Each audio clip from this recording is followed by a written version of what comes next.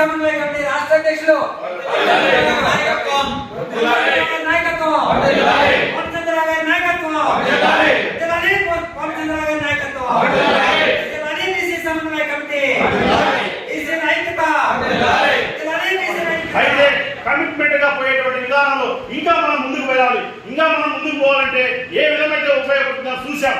ఈ మిగతా బీసీ సంఘాలు చూస్తున్నాయి. వాళ్ళు పోయి ఇతర పార్టీలకు కొమ్ము కాసే విధానం అది స్వస్తి పలకాలి. మనం స్వతంత్రంగా ఎదగాలంటే బీసీ సమన్వయ కమిటీ ఒక విధానం స్టార్ట్ చేసిన తర్వాత ఈ విధానంలో మనం ప్రతి ఒక్కరికి చేరుగా వచ్చిన విధానంలో మనం వెళ్ళాం. అయితే ఈ విధానంలో ఇంకా మంచి రిజల్ట్ వచ్చినవి. బీసీ కులగణ పోస్టులు ఒక 2 సంవత్సరాల నుంచి పెడుతుంటే వాస్తవంగా ప్రతి చోట అవమానం జరిగింది.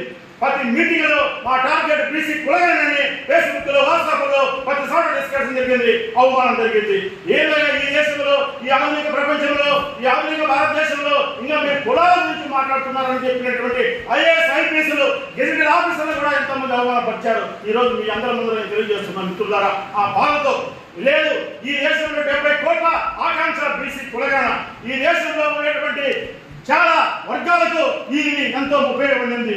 ఈ దేశంలో జనాభా దామాషి ప్రకారం మాకు హక్కులు రావడానికి ఏకైక కారణం ఈ బీసీ కులగణని ఆ రోజు వాళ్ళతో వాదించి ఏ రోజుకైనా బీసీ కులగణ ఈ దేశంలో సాధించుకుంటామని ఆ వార్త ఆ రోజు చెప్పడం జరిగింది.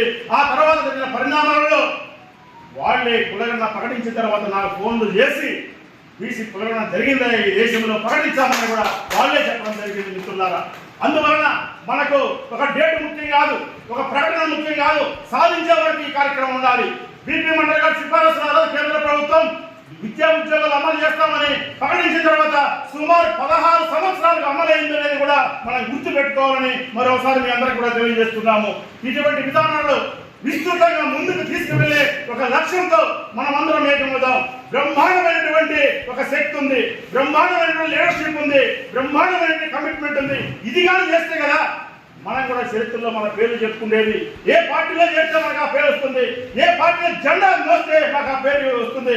ఇక్కడ ఉండేటువంటి వాళ్ళందరూ కూడా వాస్తవంగా మంత్రులు ఎమ్మెల్యేలు కావాల్సిన వ్యక్తులు ఒక్క సామాన్య బీసీ నాయకులుగా ఉన్నామంటే అది ఎవరి చేతుల్లో ఉందని ఒకసారి తీసుకుందాం. ఇది కేవలం ఆరంభం మాత్రమే.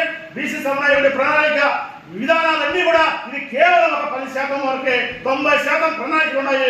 అందరం కూడా కమిట్మెంట్ గా పోదాం. మనం గౌరవించుకుందాం, మన లీడర్ని గౌరవిద్దాం.